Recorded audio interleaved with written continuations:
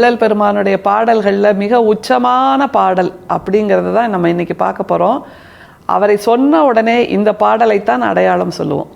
அப்படியாக தன்னை வரிக்கு வரி விவரிக்கின்ற ஒரு பாடலாக இது அமைந்திருக்கிறது. நமக்கெல்லாம் சில விஷயங்களை பார்த்தா பயம் இருக்கும் தெரியுமா? சின்ன குழந்தைகளுக்கு பல்லியை பார்த்தா பயம், பாச்சாவை பார்த்தா பயம், எலியை பார்த்தா பயம், பூனைக்குட்டியை பார்த்தா பயம், நாய்க்குட்டியை பார்த்தா பயம், இப்படிங்கிற பயங்கள் இதனால் ஆனது தான் மனித இயல்பு அப்படிங்கிறது நமக்கு நல்லா தெரியும். ஆனால் வள்ளல் பெருமானுக்கு எதை பற்றிய பயம் இருந்தது?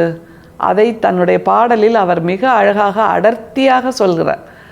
இந்த பயத்தை அவர் வாழ்நாள் முழுவதும் வைத்திருந்தாருங்கிறது தான் மிக முக்கியம். எதனால் இந்த பயத்தை வைத்திருந்தாருங்கிறதையும் நம்ம யோசிக்கணும்.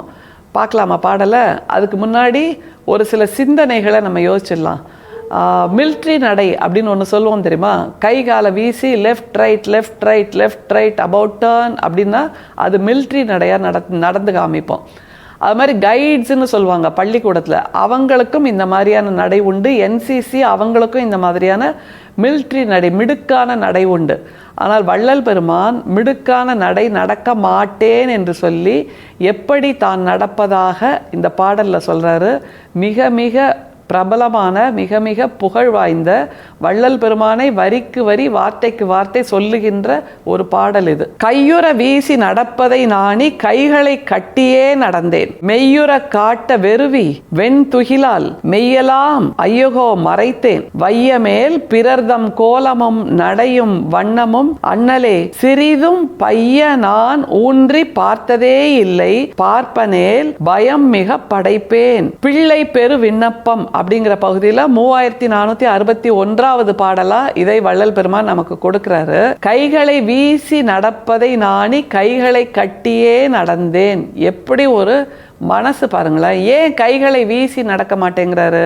லெஃப்ட் ரைட்னு போட்டு நடந்தால் என்ன தப்புன்னு மனசில் தோணுதில்லை? கைகளை வீசி நடக்கும்போது அந்த கை வீச்சு காற்றை கிழிக்குது. காற்றை கிழிக்கும் போது அந்த கண்ணுக்கு தெரியாத கிருமிகள்னு சொல்லுவோம்ல, கண்ணுக்கு தெரியாத உயிரினங்கள், கண்ணுக்கு தெரியாத வைரஸ், அதுக்கெல்லாம் தீங்காயிடும். அப்படிங்கிற அளவில் நான் கைகளை வீசி நடக்க மாட்டேன், எப்போதும் கைகளை கட்டியே நடப்பேன். அப்படின்னா என்னங்க மனசு இது?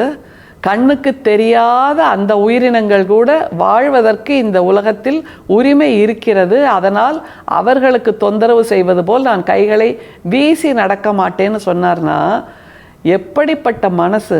நாம் கண்ணுக்கு முன்னாடி தெரிகின்ற விசிபிள் உயிரினங்களுக்கு கூட நாம் கருணையோடு இருக்க மாட்டேங்கிறோம். ஆனால் இன்விசிபிள் உயிரினங்களுக்கு, இன்விசிபிள் ஸ்பெக்ட்ரம், அதுக்கு கூட நம்முடைய வள்ளல் பெருமான் கருணையோடு இருந்திருக்கிறார் என்றால் இதுதான் கருணையின் உச்சம் அப்படின்னு நிச்சயமாக சொல்லலாம். இப்படிப்பட்ட வள்ளல் பிரானை சனாதனத்தின் உச்சம் என்று சொல்வது எப்படிப்பட்ட கேலி கூத்து என்பதை விளக்குகின்ற ஒரு பாடல் தான் இந்த பாடல். எப்படி சிந்தனை இல்லை வள்ளல் பெருமானுக்கு?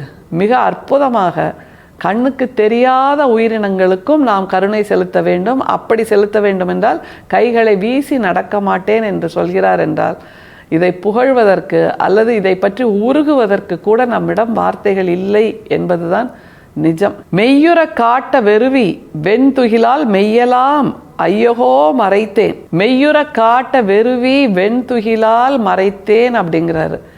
ஏன்னா உடம்பை காட்டுறது அப்படிங்கிறது மற்றவர்களுக்குள் கிளர்ச்சியை உருவாக்கும். அதை தவிர இவருக்கு கைகாலெலாம் நல்லா இருக்குது பாரு அப்படின்னு அப்படி கைகால் சரியாக இல்லாதவர்களுக்கு மனசில் வருத்தத்தை உருவாக்கும். எப்படிப்பட்ட சிந்தனை இது இல்லை? என்னோட உடம்பை நான் ஏன் காட்ட மாட்டேன் அப்படின்னா அதை பார்ப்பதால் மற்றவர்களுக்கு நான் அப்படி இல்லையே அப்படிங்கிற ஒரு ஏக்கம் உருவாகலாம், ஒரு வருத்தம் உருவாகலாம். இயற்கை என்னை இப்படி குறைபாடோடு படைத்து விட்டதே அப்படிங்கிற கண்ணீர், வலி எல்லாமே உருவாகும் இல்லையா? அதனால் நான் என்னோட உடலை மறைத்து கொண்டேன் வெண்துகிலால். ஏன் வெண்துகில்? கலர் கலராக ட்ரெஸ் போடலாமே இல்லை? ஏன்னா வெண்துகிலால் என்னும்போது மற்றவர்கள் மனசை அது கிளர்ச்சி அடைய செய்யாது. வண்ண வண்ண நிறம் என்பது மற்றவர்களின் மனசை கிளர்ச்சி அடைய செய்யக்கூடிய ஒரு உத்தி என்பதை நாம் புரிந்து கொள்ள வேண்டும்.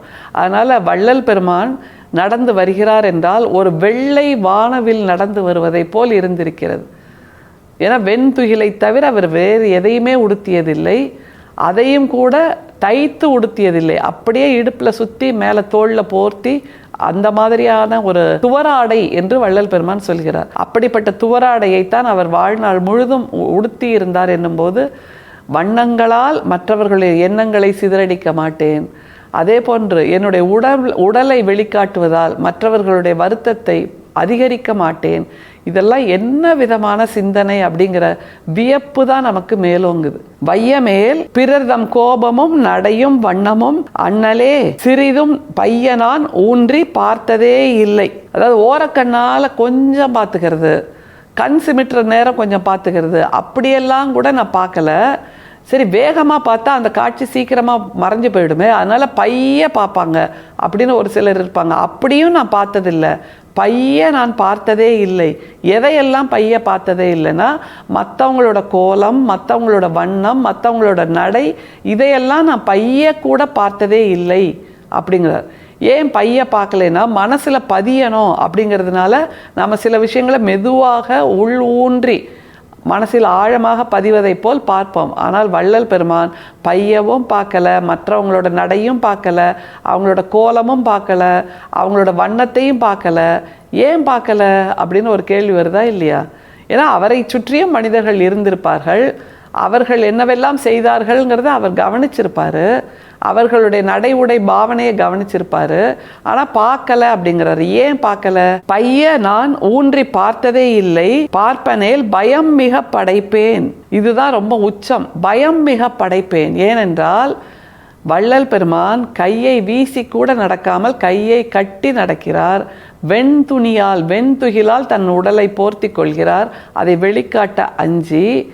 அது மாதிரி மற்றவர்களோட நடை உடை பாவனை வண்ணம் இதையெல்லாம் பார்க்க மாட்டேன், ஏன்னா பயம் மிக படைப்பேன் அப்படிங்கிற. அவங்க வேகமாக நடக்கிறத பார்த்தா, மின்னல் மாதிரி வேகமாக நடக்கிறத பார்த்தா காற்றை அப்போ கிழிச்சிட்டு போவாங்க. அப்போ அங்கே உள்ள கண்ணுக்கு தெரியாத உயிரினங்கள் இல்லாமல் போகும், அவர்களுடைய மரணத்துக்கு அவர்கள் காரணமாவார்கள்.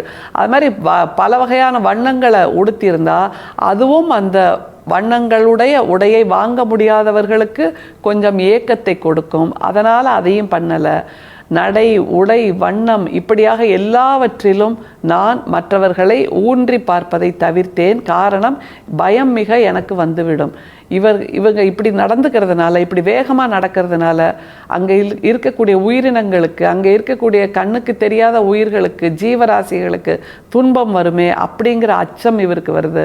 வண்ணங்கள் மூலமாக மற்றவர்கள் மனசை கிளர்ச்சி அடைய செய்கின்ற அந்த அச்சம் இவருக்கு வருகிறது என்பதனால் இதை நான் செய்ய மாட்டேன் என்று சொல்கிறார். என்றால் அப்படி பூவினும் மென்மையான மனசும்பாங்க. ஆனால் அந்த பூவோட மென்மையை விட 100 மடங்கு 1000 மடங்கு மென்மையான மனசு நம்முடைய வள்ளல் பிரானுக்கு இருக்கிறது என்பதை வெளிக்காட்டுகின்ற ஒரு பாடல் இது. கையுற வீசி நடப்பதை அஞ்சி கைகளை கட்டியே நடந்தேன் என்று தன்னுடைய வாழ்வியலை சொன்ன ஒரு மகான், வாழ்வியலை சொன்ன ஒரு ஞானியுடைய பாடல் நம்முடைய வாழ்வியலாகவும் மாறினால் இந்த உயிரினங்கள் எல்லாம் நம்மை வாழ்த்தும் என்பதுதான் நிஜம். அருட்பெரும் சோதி, அருட்பெரும் சோதி, தனிப்பெரும் கருணை, அருட்பெரும் சோதி. மீண்டும் சந்திப்போம். நன்றி, வணக்கம்.